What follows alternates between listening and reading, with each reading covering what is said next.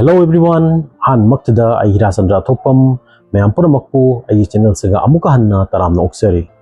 Ngasi aina poriba video content sidi kanagumba akhoigi tarik taruk to pokpa, tarik 35 da pokpa amasung tarik 14 da pokpa miyoi singini. Ado aigi video content se haudre mangda mayam phamda amuka hanna aina ningsingjaramge kanagumba ai channel siga nauna lakpiriba natraga nauna yengbiriba taragadi ai channel se like tobiramu, share tobiramu, subscribe tobiramu amasung bell icon nambiramu haidana ai mayam phamda amukka hanna ai ningsingjaramgi. Aduna matamse kya kan lowdabida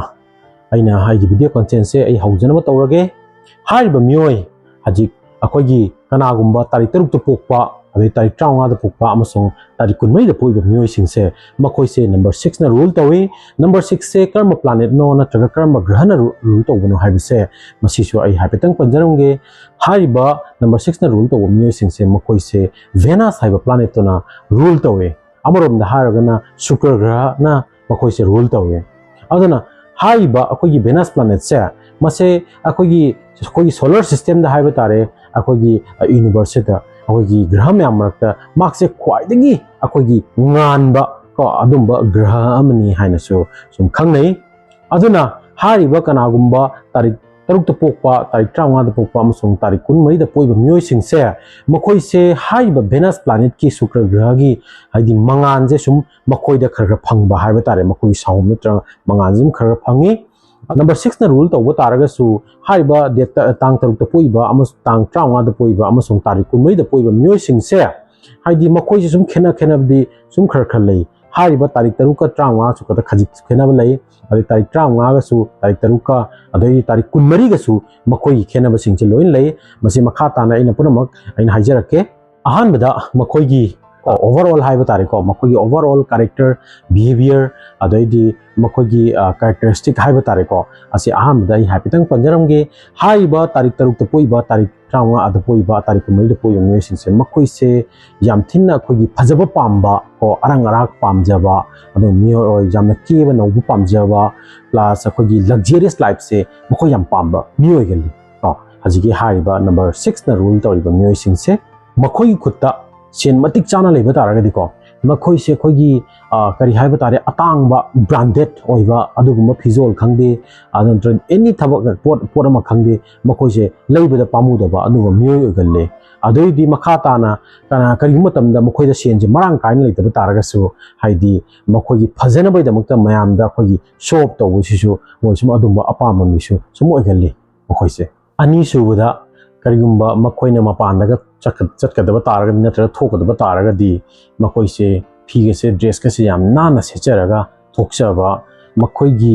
mai makai se akoi natraga makoi surrounding se yamna akoi neat and clean oina leijabado adumo pamba myo so gali makoi. Number 3 suda makoi se yam thina attractive pickup akoi gi myo gali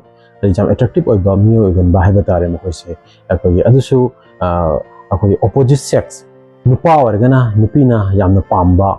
natra nupi organa nupana yam pamba adu myo egalle makoi se maru mapang su yam galle ko adaidi maru mapang se aidi mina makoi se tinage na tanaba ko adu myo so egalle adubo aina ujara kumatamda akogi hajigi number 3 na rule to myo singse makoi se akogi yum pandri mangda aidi makoi se relation jam leiba haidi icham chamna haibada akogi nupi oiba taraga su nupa ga se yam koiner pagumba nupa organa ko akogi nupi yam koiner pa adugo miyoi sum khara won phangje ina number 2 na rule to miyoi singse. Number 3 subada haiba number 2 na rule to miyoi singse makoi se yam thina akogi miyoi da mating pangba ko mating piba miyoi gal makoi se yam as a good helper haiba tare haidi makoi gi kanaba phangdasu makoi da tongjaba leita taragasu mi amabu makoi na haidi yam thina mateng pangba adu miyoi galle. Aduna karigu matamda matang da haiba makoi na mate hena pangusina mateng pangusina haidi miyoi ba kya na magi maru pang khangde natraga magi tinariba close friend khangde makoi na advantage se makoi dagi yam thina lowi ba haiba tare. Aduduna yari makhaidi haidi mateng pangu matamdasu maru khangde natraga nang khangna sanaibu khangde khajitang oisu haidi limit amada haidi nangi nasagi su akogi soidaba natraga nasadu ꯍꯥꯏꯗꯤ ꯅꯉꯣꯟꯗꯁꯨ ꯈꯤꯇꯪ ꯀꯥꯟꯅꯕ ꯑꯗꯨꯒꯨꯝꯕꯗ ꯁꯨꯝ ꯌꯦꯡꯉꯒ ꯃꯇꯦꯡ ꯄꯥꯡꯕꯤꯌꯣ ꯍꯥꯏꯅ ꯁꯨꯝ ꯍꯥꯏꯖꯅꯤꯡꯉꯤ꯫ ꯅꯝꯕꯔ 5 ꯁꯨꯕꯗ ꯍꯥꯏꯔꯤꯕ ꯅꯝꯕꯔ 5ꯅ ꯔꯨꯜ ꯇꯧꯕ ꯃꯤꯑꯣꯏꯁꯤꯡꯁꯦ ꯃꯈꯣꯏꯁꯦ ꯑꯩꯈꯣꯏꯒꯤ ꯅꯨꯡꯉꯥꯏꯕ ꯍꯔꯥꯎꯕ ꯑꯩꯈꯣꯏꯒꯤ ꯆꯥꯕ ꯊꯛꯄ ꯁꯨꯝ ꯈꯔ ꯄꯥꯝꯃꯦ ꯑꯗꯨꯅ ꯑꯩꯅ ꯁꯨꯝ ꯎꯖꯔꯛꯄ ꯃꯇꯝꯗ ꯃꯈꯣꯏꯁꯦ ꯁꯨꯝ ꯃꯈꯣꯏ ꯀꯔꯤ ꯍꯥꯏꯕ ꯇꯥꯔꯦ ꯑꯦꯗꯤꯛ ꯆꯨꯕ ꯍꯥꯏꯕ ꯇꯥꯔꯦꯀꯣ ꯃꯈꯣꯏ ꯁꯨꯝ ꯑꯗꯨꯗ ꯁꯨꯝ ꯑꯦꯗꯤꯛ ꯈꯔ ꯆꯨꯕ ꯑꯗꯨꯅ ꯑꯁꯤꯒꯤ ꯑꯦꯗꯤꯛ ꯆꯨꯕꯁꯤꯅ ꯑꯁꯤꯒ ꯆꯨꯁꯟꯈꯤꯕꯁꯤꯅ ꯃꯈꯣꯏꯗ ꯃꯈꯣꯏꯒꯤ ꯂꯥꯏꯐꯇ ꯄ꯭ꯔꯣꯕ꯭ꯂꯦꯝ ꯀꯌꯥ ꯁꯨꯝ ꯂꯥꯛꯏ ꯑꯃꯁꯨꯡ ꯑꯩꯅ ꯄꯤꯅꯤꯡꯕ ꯑꯦꯗꯚꯥꯏꯁ ꯍꯥꯏꯕꯨ ꯌꯥꯔꯤꯃꯈꯩꯗꯤ ꯑꯁꯤꯒꯤꯁꯤꯒ ꯍꯥꯏꯗꯤ ꯑꯦꯗꯤꯛ ꯇꯧꯕ ꯑꯦꯗꯤꯛ ꯑꯣꯏꯕ ꯅꯠꯇ꯭ꯔꯒ ꯆꯥꯕ ꯊꯛꯄ ꯀꯣꯏꯕ ꯄꯥꯝꯃꯤꯁꯦ ꯁꯤ ꯈꯖꯤꯛꯇꯪ ꯀꯟꯇ꯭ꯔꯣꯜ ꯇꯧꯕꯤꯌꯨ ꯍꯥꯏꯅ ꯃꯁꯤ ꯃꯇꯥꯡꯗ ꯑꯩꯅ ꯑꯦꯗꯚꯥꯏꯁ ꯄꯤꯅꯤꯡꯉꯤ ꯑꯁꯤꯁꯤꯅ ꯍꯥꯏꯗꯤ ꯅꯪꯒꯤ ꯇꯨꯡꯒꯤ ꯄꯨꯟꯁꯤꯗ ꯄ꯭ꯔꯣꯕ꯭ꯂꯦꯝ ꯀꯌꯥ ꯂꯥꯛꯀꯗꯕ ꯄꯣꯠꯇꯣ ꯈꯖꯤꯛꯇꯪ ꯀꯟꯇ꯭ꯔꯣꯜ ꯇꯧꯕ ꯇꯥꯔꯒꯗꯤ ꯈꯔ ꯐꯒꯅꯤ ꯍꯥꯏꯗꯅ ꯁꯨꯝ ꯑꯩꯅ ꯁꯤꯃꯁꯨ ꯑꯦꯗꯚꯥꯏꯁ ꯃꯆꯥ ꯑꯃ ꯄꯤꯅꯤꯡꯉꯤ ꯑꯔꯣꯏꯕꯗ ꯃꯈꯣꯏꯒꯤ ꯌꯥꯝꯅ ꯐꯕ ꯑꯗꯣ ꯃꯈꯣꯏꯁꯦ ꯀ꯭ꯔꯦꯗꯤꯠꯁꯦ ꯌꯥꯝꯅ ꯌꯥꯡꯅ ꯐꯪꯕ ꯍꯥꯏꯕ ꯇꯥꯔꯦ ꯊꯕꯛ ꯃꯆꯥ ꯑꯃꯇꯪ ꯇꯧꯕ ꯇꯥꯔꯒꯁꯨ ꯃꯈꯣꯏꯁꯦ ꯀ꯭ꯔꯦꯗꯤꯠ ꯌꯥꯝ ꯆꯥꯎꯅ ꯐꯪꯍꯟꯕ ꯃꯤꯑꯣꯏꯁꯨ ꯑꯣꯏꯒꯜꯂꯤ ꯍꯧꯖꯤꯛꯀꯤ ꯍꯥꯏꯔꯤꯕ ꯅꯝꯕꯔ 6ꯅ ꯔꯨꯜ ꯇꯧꯕ ꯃꯤꯑꯣꯏꯁꯤꯡꯁꯦ ꯍꯧꯖꯤꯛ ꯑꯩꯅ ꯃꯃꯥꯡꯗ ꯍꯥꯏꯖꯈꯤꯕ ꯑꯩꯈꯣꯏꯒꯤ ꯇꯥꯔꯤꯛ 6ꯇ ꯄꯣꯛꯄ ꯇꯥꯔꯤꯛ 34ꯗ ꯄꯣꯛꯄ ꯇꯥꯔꯤꯛ 24ꯗ ꯄꯣꯛꯄ ꯃꯤꯑꯣꯏꯁꯤꯡꯒꯤ ꯈꯔ ꯈꯦꯠꯅꯕ ꯂꯩ ꯍꯥꯏꯕꯁꯦ ꯑꯍꯥꯟꯕꯗ ꯑꯩ ꯇꯥꯔꯤꯛ 6ꯇ ꯄꯣꯛꯄ ꯃꯤꯑꯣꯏꯁꯤꯡꯁꯤꯒꯤ ꯈꯖꯤꯛꯇꯪ ꯂꯥꯏꯟ ꯑꯃꯇꯪ ꯑꯅꯤꯈꯛꯇꯪ ꯑꯩ ꯄꯟꯖꯔꯝꯒꯦ ꯑꯩꯈꯣꯏꯒꯤ ꯇꯥꯔꯤꯛ 6ꯇ ꯄꯣꯛꯄ ꯃꯤꯑꯣꯏꯁꯤꯡꯁꯦ ꯃꯈꯣꯏꯁꯦ full of romance ꯀꯣ ꯑꯩꯈꯣꯏꯒꯤ ꯅꯨꯡꯉꯥꯏꯕ ꯐꯖꯕ ꯌꯥꯝ ꯄꯥꯝꯕ ꯀꯣꯏꯕ ꯌꯥꯝ ꯄꯥꯝꯕ ꯑꯗꯨꯒꯨꯝꯕ ꯑꯣꯏꯒꯜꯂꯤ ꯑꯗꯨꯕꯨ ꯃꯈꯣꯏꯒꯤ ꯄ꯭ꯔꯣꯕ꯭ꯂꯦꯝꯁꯦ ꯀꯩꯅꯣ ꯍꯥꯏꯕꯗ ꯃꯈꯣꯏꯁꯦ ꯃꯈꯨꯠꯇ ꯄꯩꯁꯥꯁꯦ ꯊꯝꯅꯤꯡꯗꯦ ꯄꯩꯁꯥ ꯍꯨꯟꯗꯣꯛꯄ ꯌꯥꯝ ꯀꯜꯂꯦ ꯁ꯭ꯄꯦꯟꯗꯤꯡ ꯃꯅꯤ ꯍꯥꯏꯕ ꯇꯥꯔꯦꯀꯣ ꯄꯩꯁꯥ ꯍꯨꯟꯗꯣꯛꯄ ꯌꯥꯝ ꯀꯟꯕꯅꯤꯅ ꯑꯗꯨꯅ ꯑꯁꯤ ꯑꯩꯅ ꯄꯤꯒꯗꯕ ꯑꯦꯗꯚꯥꯏꯁ ꯍꯥꯏꯕꯨ ꯅꯣꯏꯒꯤ ꯃꯔꯤ ꯃꯇꯥꯗ ꯈꯪꯗꯦ ꯅꯪꯒꯤ ꯃꯔꯨꯞ ꯃꯄꯥꯡꯗ ꯈꯪꯗꯦ ꯅꯪꯒꯤ ꯄꯩꯁꯥ ꯍꯨꯟꯗꯣꯛꯄꯒꯤ ꯍꯩꯅꯕꯤ ꯇꯥꯔꯤꯛ 6ꯇ ꯄꯣꯛꯄ ꯃꯤ ꯄꯩꯁꯥ ꯍꯨꯟꯗꯣꯛꯄꯒꯤ ꯍꯩꯅꯕꯤꯁꯦ ꯈꯖꯤꯛꯇꯪ ꯀꯟꯇ꯭ꯔꯣल ꯇꯧꯕꯤꯌꯨ ꯈꯖꯤꯛꯇꯪ ꯂꯦꯞꯄꯤꯌꯨ ꯀꯩꯒꯤꯅꯣ ꯍꯥꯏꯕ ꯃꯇꯝꯗ ꯅꯪꯅ ꯇꯨꯡꯗ ꯍꯌꯦꯡ ꯇꯨꯡꯗ ꯅꯪꯉꯣꯟꯗ ꯑꯁꯤꯅ ꯑꯁꯣꯛꯄ ꯃꯌꯥꯝ ꯂꯥꯛꯀꯅꯤ ꯀꯣ ꯑꯗꯨꯗꯨꯅ ꯍꯥꯏ ꯇꯥꯔꯦ ꯄꯩꯁꯥ ꯍꯨꯟꯗꯣꯛꯄꯁꯦ ꯑꯁꯦ ꯈꯖꯤꯛꯇꯪ ꯀꯟꯇ꯭ꯔꯣꯜ ꯇꯧꯕꯤꯌꯨ ꯃꯇꯝ ꯃꯇꯝꯗ ꯌꯦꯡꯉ ꯆꯠꯄꯤꯌꯨ ꯁꯦꯟ ꯑꯃ ꯅꯪꯅ ꯊꯕꯛ ꯇꯧꯒꯗꯕ ꯑꯃ ꯈꯪꯗꯦ ꯑꯩꯗꯤ ꯊꯕꯛ ꯇꯧꯕ ꯈꯪꯗꯦ ꯑꯗꯨꯅ ꯁꯦꯟꯁꯦ ꯃꯇꯝꯗ ꯈꯔ ꯆꯦꯛꯁꯤꯟꯕꯤꯌꯨ ꯍꯥꯏꯗꯅ ꯃꯁꯤ ꯑꯩ ꯑꯦꯗꯚꯥꯏꯁꯁꯦ ꯗꯦꯠ 6ꯇ ꯄꯣꯛꯏꯕ ꯇꯥꯔꯤꯛ 6ꯇ ꯄꯣꯛꯏꯕ ꯃꯤꯑꯣꯏꯁꯤꯡꯁꯤꯒꯤ ꯃꯐꯝꯗ ꯑꯩꯅ ꯑꯍꯥꯟꯕ ꯄꯤꯅꯤꯡꯉꯤ ꯍꯧꯖꯤꯛ ꯇꯥꯔꯤꯛ 35ꯗ ꯄꯣꯛꯄ ꯃꯤꯑꯣꯏꯁꯤꯡꯁꯤꯒꯤꯅꯤ ꯑꯩꯅ ꯍꯥꯏꯖꯗꯧꯔꯤꯕꯁꯦ ꯇꯥꯔꯤꯛ 35ꯗ ꯄꯣꯛꯄ ꯃꯤꯑꯣꯏꯁꯤꯡꯁꯦ ꯇꯥꯔꯤꯛ 35ꯁꯦ ꯇꯥꯔꯤꯛ 1ꯒ 5ꯒꯅ ꯄꯨꯜꯂꯒ ꯑꯩꯈꯣꯏꯒꯤ 6ꯁꯦ ꯁꯦꯝꯃꯤꯕꯅꯦ ꯑꯗꯨꯅ ꯇꯥꯔꯤꯛ 1ꯁꯦ ꯑꯁꯤꯅ ꯑꯩꯈꯣꯏꯒꯤ ꯅꯨꯃꯤꯠ ꯍꯥꯏꯕ ꯇꯥꯔꯦ ꯅꯨꯃꯤꯠꯅ ꯃꯥꯁꯦ ꯔꯨꯜ ꯇꯧꯏ ꯁꯟꯅ ꯔꯨꯜ ꯇꯧꯏ ꯁꯟ ꯍꯥꯏꯁꯤꯗꯤ ꯌꯥꯝꯅ ꯏꯟꯗꯤꯄꯦꯟꯗꯦꯟ ꯄꯥꯝꯕ ꯑꯩꯈꯣꯏꯒꯤ ꯔꯣꯌꯦꯜ ꯕꯤꯍꯦꯕꯤꯌꯔ ꯀꯣ ꯑꯗꯨꯒꯨꯝꯕ ꯃꯤꯑꯣꯏꯁꯤꯡꯅꯤ ꯑꯗꯨꯒ ꯍꯧꯖꯤꯛꯀꯤ 5ꯁꯤꯅ ꯑꯃꯨꯛ ꯉꯁꯥꯏꯒꯤ ꯃꯥꯔꯀꯔꯤ ꯀꯣ ꯃꯥꯔꯀꯔꯤꯁꯦ ꯑꯩꯈꯣꯏꯒꯤ ꯌꯥꯝ ꯕꯦꯂꯦꯟꯁꯤꯡ ꯅꯝꯕꯔ ꯍꯥꯏꯕ ꯇꯥꯔꯦ ꯑꯗꯩꯗꯤ ꯃꯥꯛꯁꯦ ꯀꯔꯤ ꯍꯥꯏꯗꯤ ꯌꯥꯝꯅ ꯑꯩꯈꯣꯏꯒꯤ ꯃꯐꯝ ꯑꯃꯗ ꯑꯩꯈꯣꯏꯒꯤ ꯂꯩꯅꯤꯡꯗꯕ ꯀꯣ ꯑꯩꯈꯣꯏꯒꯤ ꯌꯥꯝ ꯌꯥꯡꯅ ꯑꯩꯈꯣꯏꯒꯤ ꯃꯐꯝꯗꯒꯤ ꯃꯐꯝꯗ ꯆꯠꯄ ꯑꯗꯨꯒꯨꯝꯕ ꯃꯤꯑꯣꯏ ꯑꯣꯏꯒꯟꯕ ꯍꯥꯏꯕ ꯇꯥꯔꯦ ꯌꯥꯝꯅ ꯑꯩꯈꯣꯏ ꯌꯥꯝ ꯐꯥꯁꯇꯦꯁ ꯑꯣꯏꯕ ꯑꯗꯨ ꯄ꯭ꯂꯥꯅꯦꯠꯅꯦ ꯑꯗꯨꯅ ꯍꯥꯏꯔꯤꯕ ꯇꯥꯔꯤꯛ ꯑꯩꯈꯣꯏꯒꯤ ꯅꯝꯕꯔ 1ꯒ ꯅꯝꯕꯔ 5ꯒꯅ ꯄꯨꯜꯂ ꯁꯦꯝꯕ ꯅꯝꯕꯔꯅꯤ ꯍꯧꯖꯤꯛꯀꯤ ꯇꯥꯔꯤꯛ 35ꯁꯦ ꯑꯁꯤꯒꯨꯝꯕ ꯃꯤꯑꯣꯏꯁꯤꯡꯁꯤꯗꯤ ꯑꯩꯈꯣꯏꯒꯤ ꯀꯣꯏꯕ ꯌꯥꯝ ꯄꯥꯝꯕ ꯍꯥꯏꯗꯤ ꯃꯐꯝꯗ ꯁꯨꯝ ꯂꯩꯅꯤꯡꯗꯕ ꯑꯗꯩꯗꯤ ꯄꯣꯄꯨꯂꯔꯤꯇꯤꯒ ꯌꯥꯝꯅ ꯇꯥꯟꯕ ꯄꯥꯝꯕ ꯑꯗꯨꯒꯨꯝꯕ ꯃꯤꯑꯣꯏ ꯑꯣꯏꯒꯜꯂꯤ ꯑꯗꯨꯅ ꯍꯥꯏꯔꯤꯕ ꯇꯥꯔꯤꯛ 35ꯗ ꯄꯣꯛꯏꯕ ꯃꯤꯑꯣꯏꯁꯤꯡꯁꯤꯒ ꯑꯩꯅ ꯑꯦꯗꯚꯥꯏꯁ ꯃꯆꯥ ꯑꯃꯇꯪ ꯑꯍꯥꯟꯕ ꯄꯤꯅꯤꯡꯉꯤ ꯑꯁꯤꯒꯤ ꯑꯦꯗꯚꯥꯏꯁꯁꯤꯗꯤ ꯀꯩꯅꯣ ꯍꯥꯏꯕ ꯃꯇꯝꯗ ꯅꯈꯣꯏꯅ ꯇꯤꯟꯅꯕ ꯃꯇꯝꯗ ꯃꯤ ꯇꯤꯟꯅꯕ ꯃꯇꯝꯗ ꯂꯥꯏꯔꯤꯛ ꯍꯩꯕ ꯑꯃꯁꯨꯡ ꯀꯣꯛ ꯌꯥꯝ ꯋꯥꯡꯕ ꯃꯇꯤꯛ ꯆꯥꯕ ꯃꯤꯒ ꯅꯈꯣꯏ ꯂꯣꯏꯅꯕꯤꯌꯨ ꯑꯃꯁꯨꯡ ꯇꯤꯟꯅꯧ ꯅꯈꯣꯏꯗ ꯀꯥꯟꯅꯕ ꯌꯥꯝꯅ ꯐꯪꯉꯛꯀꯅꯤ ꯍꯥꯏꯗꯤ ꯀꯥꯟꯅꯕ ꯀꯣꯟꯅ ꯌꯥꯝꯅ ꯂꯥꯛꯀꯅꯤ ꯍꯥꯏꯕꯁꯦ ꯃꯈꯣꯏꯒ ꯂꯣꯏꯅꯕ ꯇꯥꯔꯒꯗꯤ ꯅꯪꯅ ꯄꯥꯝꯖꯔꯤꯕ ꯃꯤꯡ ꯆꯠꯄ ꯈꯪꯗꯦ ꯅꯪꯅ ꯄꯥꯝꯖꯔꯤꯕ ꯐꯥꯎꯕ ꯈꯣꯠꯄ ꯈꯪꯗꯦ ꯍꯥꯏꯔꯤꯕ ꯃꯤꯑꯣꯏꯁꯤꯡꯁꯤꯒ ꯂꯣꯏꯅꯕ ꯇꯥꯔꯒꯗꯤ ꯅꯪꯁꯦ ꯍꯥꯏꯗꯤ ꯄꯣꯄꯨꯂꯔꯤꯇꯤ ꯑꯣꯏꯕ ꯃꯤꯡꯆꯠ ꯅꯥꯏꯕ ꯑꯣꯏꯕꯗ ꯅꯪꯁꯦ ꯃꯇꯝ ꯀꯌꯥ ꯑꯩꯈꯣꯏ ꯃꯇꯝꯁꯦ ꯏꯂꯧ ꯂꯧꯗꯕꯤꯗ ꯅꯪꯁꯦ ꯃꯥꯏ ꯄꯥꯛꯀꯅꯤ ꯍꯥꯏꯅ ꯃꯁꯤꯃ ꯑꯩꯅ ꯑꯦꯗꯚꯥꯏꯁ ꯑꯩꯅ ꯄꯤꯖꯅꯤꯡꯉꯤ ꯇꯥꯔꯤꯛ 35ꯗ ꯄꯣꯛꯄ ꯃꯤꯑꯣꯏꯁꯤꯡꯁꯤꯗ ꯇꯥꯔꯤꯛ 35ꯗ ꯄꯣꯛꯏꯕ ꯃꯤꯑꯣꯏꯁꯤꯡꯒꯤ ꯑꯩꯅ ꯑꯩꯈꯣꯏꯒꯤ ꯀꯩꯅꯣ ꯃꯆꯥ ꯑꯃ ꯆꯤꯊꯍꯧꯔꯦ ꯄꯣꯏꯟ ꯃꯆꯥ ꯑꯃ ꯆꯤꯊꯍꯧꯔꯦꯀꯣ ꯇꯥꯔꯤꯛ 35ꯗ ꯄꯣꯛꯄ ꯃꯤꯑꯣꯏꯁꯤꯡꯁꯦ ꯌꯥꯔꯤꯃꯈꯩꯗꯤ ꯑꯩꯈꯣꯏꯒꯤ ꯍꯥꯔꯠ ꯂꯤꯚꯔ ꯇꯧꯕꯤꯅꯨꯀꯣ ꯍꯥꯔꯠ ꯂꯤꯚꯔ ꯍꯥꯏꯗꯤ ꯑꯩꯈꯣꯏꯒꯤ ꯁꯨꯔꯒ ꯆꯥꯕ ꯈꯣꯠꯄꯒꯤ ꯊꯕꯛ ꯇꯧꯕꯤꯅꯨ ꯌꯥꯔꯤꯃꯈꯩꯗꯤ ꯑꯩꯈꯣꯏꯒꯤ ꯀꯣꯛꯅ ꯁꯤꯖꯤꯟꯅꯕ ꯊꯕꯛꯁꯦ ꯇꯧꯕꯤꯌꯨ ꯑꯗꯨꯑꯣꯏꯗꯤ ꯅꯣꯏꯗ ꯌꯥꯝ ꯊꯤꯅ ꯀꯥꯟꯅꯕ ꯍꯦꯟꯒꯅꯤ ꯍꯥꯏꯅ ꯑꯁꯤꯃꯁꯨ ꯑꯩ ꯑꯦꯗꯚꯥꯏꯁ ꯄꯤꯅꯤꯡꯉꯤ ꯍꯧꯖꯤꯛꯀꯤ ꯇꯥꯔꯤꯛ 35ꯗ ꯄꯣꯛꯏꯕ ꯃꯤꯑꯣꯏꯁꯤꯡꯁꯦ ꯑꯔꯣꯏꯕꯗ ꯑꯩꯈꯣꯏꯒꯤ ꯇꯥꯔꯤꯛ 24ꯗ ꯄꯣꯛꯄ ꯃꯤꯑꯣꯏꯁꯤꯡꯅꯤꯀꯣ ꯇꯥꯔꯤꯛ 24ꯗ ꯄꯣꯛꯄ ꯃꯤꯑꯣꯏꯁꯤꯡꯁꯦ ꯑꯩꯈꯣꯏꯒꯤ ꯅꯝꯕꯔ 2ꯒ ꯅꯝꯕꯔ 4ꯒꯅ ꯇꯤꯟꯁꯤꯜꯂꯒ ꯍꯧꯖꯤꯛꯀꯤ 6ꯁꯦ ꯊꯣꯛꯏꯕꯅꯤ ꯑꯗꯨꯅ ꯅꯝꯕꯔ 2ꯁꯦ ꯀꯩꯅꯣꯅ ꯔꯨꯜ ꯇꯧꯋꯦ ꯑꯩꯈꯣꯏꯒꯤ ꯆꯟꯗ꯭ꯔ ꯒ꯭ꯔꯍꯅ ꯔꯨꯜ ꯇꯧꯋꯤ ꯃꯨꯟꯅ ꯔꯨꯜ ꯊꯥꯅ ꯔꯨꯜ ꯇꯧꯋꯤꯀꯣ ꯍꯥꯏꯗꯤ ꯊꯥꯅ ꯔꯨꯜ ꯇꯧꯕꯅꯤꯅ ꯃꯈꯣꯏꯁꯦ ꯌꯥꯝ ꯊꯤꯅ ꯃꯈꯣꯏ ꯀꯦꯔꯦꯛꯇꯔꯁꯦ ꯏꯃꯣꯁꯟ ꯑꯣꯏꯕ ꯑꯗꯩ mood swing up and down mood ꯁ꯭ꯋꯤꯡꯁꯦ ꯁꯨꯝ ꯂꯩꯒꯜꯂꯦ ꯑꯃꯅ ꯇꯥꯔꯤꯛ ꯑꯩꯈꯣꯏꯒꯤ ꯅꯝꯕꯔ 4 ꯁꯤꯅ ꯑꯃꯨꯛ ꯑꯩꯈꯣꯏꯒꯤ ꯔꯥꯍꯨꯅ ꯔꯨꯜ ꯇꯧꯕ ꯔꯥꯍꯨ ꯍꯥꯏꯁꯦ ꯑꯩꯈꯣꯏꯒꯤ ꯌꯥꯝ ꯊꯤꯅ ꯑꯩꯈꯣꯏꯒꯤ ꯁꯥꯊꯤꯕ ꯑꯩꯈꯣꯏꯒꯤ ꯃꯣꯏꯒꯤ ꯂꯥꯏꯐꯁꯦ ꯌꯥꯝꯅ ꯁ꯭ꯇ꯭ꯔꯒꯜ ꯑꯣꯏꯕ ꯀꯣ ꯍꯥꯏꯗꯤ ꯗꯤꯐꯤꯀꯜꯇꯤꯁ ꯄ꯭ꯔꯣꯕ꯭ꯂꯦꯝꯁꯨ ꯌꯥꯝꯅ ꯀ꯭रिꯌꯦꯠ ꯑꯣꯏꯕ ꯑꯗꯨꯒꯨꯝꯕ ꯅꯝꯕꯔꯅꯦ ꯃꯈꯣꯏꯁꯦ ꯃꯈꯣꯏꯒꯤ ꯂꯥꯏꯐꯇꯀꯣ ꯑꯩꯈꯣꯏꯒꯤ ꯀꯔꯤ ꯍꯥꯏꯕ ꯇꯥꯔꯦ ꯌꯥꯝꯅ ꯁ꯭ꯇ꯭ꯔꯒꯜ ꯇꯧꯕ ꯑꯗꯨꯒꯨꯝꯕ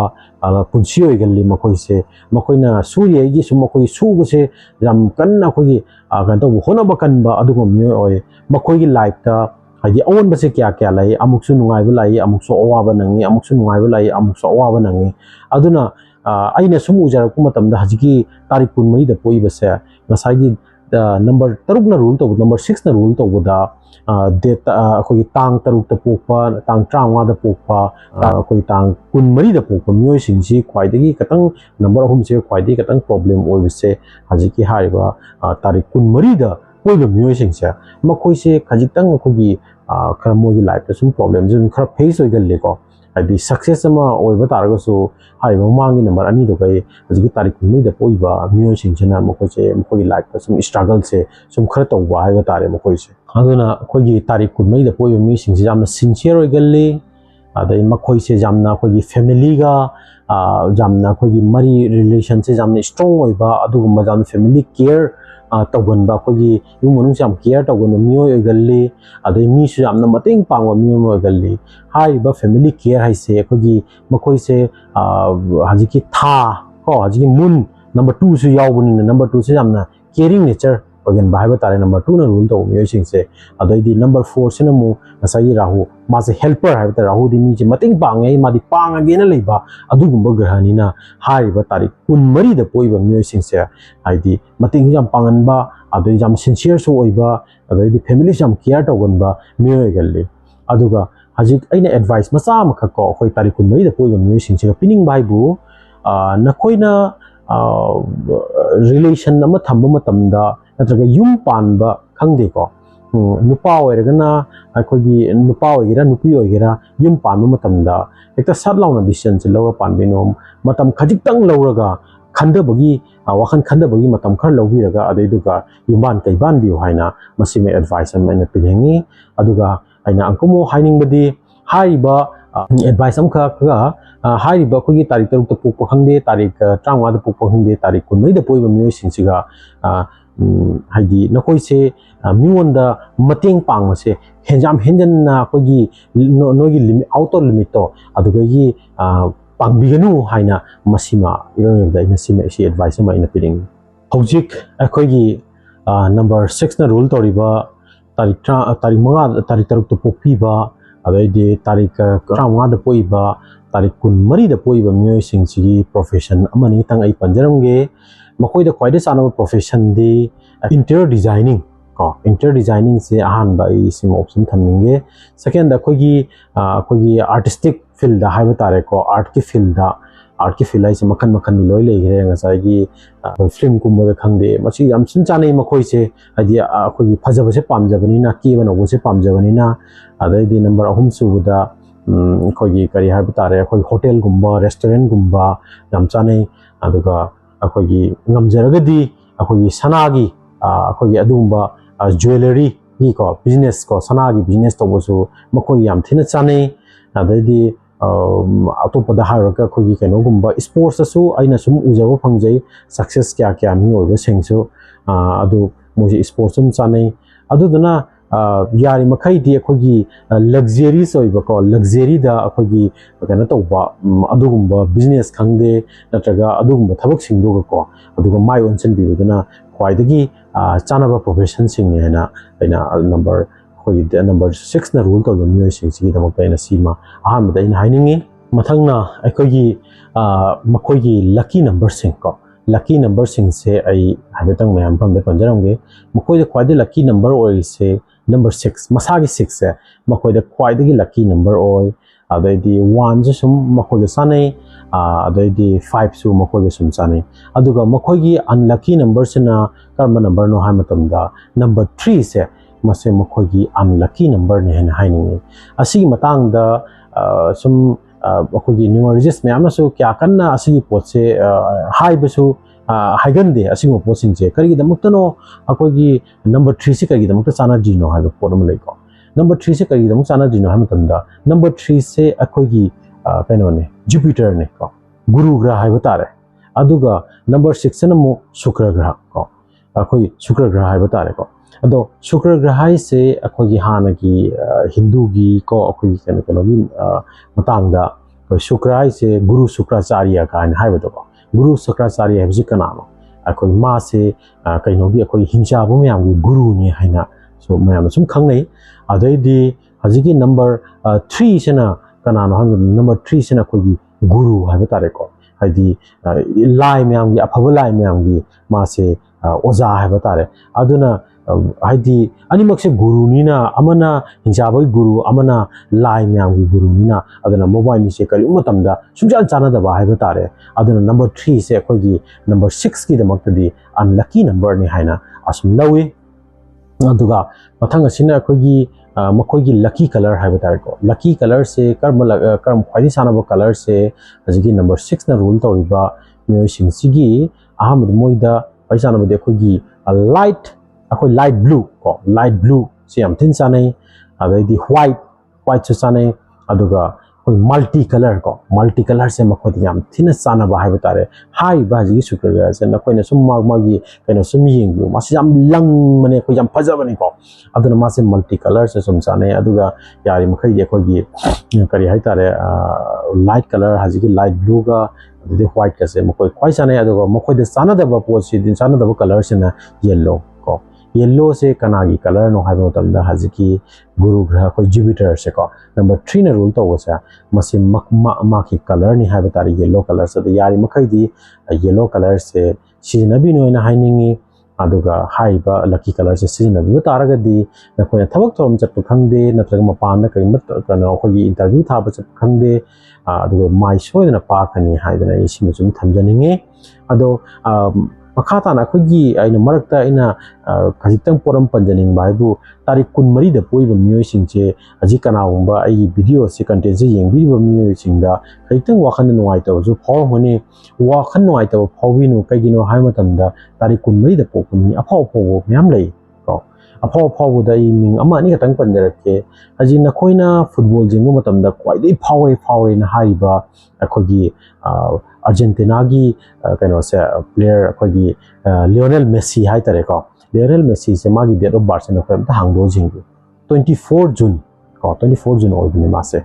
अदैदी अखोई इंडिया की अफावबा क्वाइदे ममिंग क्रिकेटर दा क्वाइदे फाव जे कनानो सचिन तेंदुलकर को सचिन तेंदुलकर सु दे मागी डेट ऑफ बर्थ तो सुम नखोय यंगु 24 अप्रैल है मिरंगने अदुना वखन हंदना खनबिनु मियोय बसे कनासु होनदना कनासु माइ पाक पोंते हेक्ता फमना लेरगा आई पैसा म्याम पायरनी नत्रगा आई फमना लेरगा पोथान लेरगा आई इना खुनगने हेना कनासु संसार से कनासु ले पोंते अदुना होनब कन मथौ ताई होनब कन बतारगदी सोइदना नंगी नंबर से खरा सोनगिरा नंगी नंबर से खरा फगेरा अफब नंबर नसु माइ पाक तो म्याम ले वारगा सखि म्याम ले को मसागी सुबा नोंबा कन्नबा होनबा कन्नबदगी अदुगा हाइदी यामना खोगी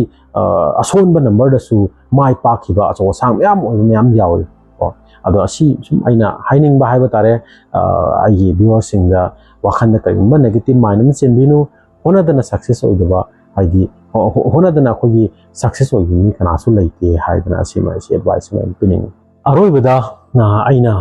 आइगी हजिकी व्यूअर्स सिंगा टिप्स मसा अमतंग पिनी हाइबा तारीख 3 दा पोकपा तारीख 35 दा पोकपा अमसोंग तारीख 19 दा पोइबा मियोइ सिंसे यारि मखैदी खोगी स्टोन नुंग हाइबा तारीख का खुदोबम सिबि मतमदा खोगी यारि मखैदी वेद क्वाइदी कानाबुदी खोगी डायमंड से क्वाइदी कानै को डायमंड खोगी नुंग स्टोन जे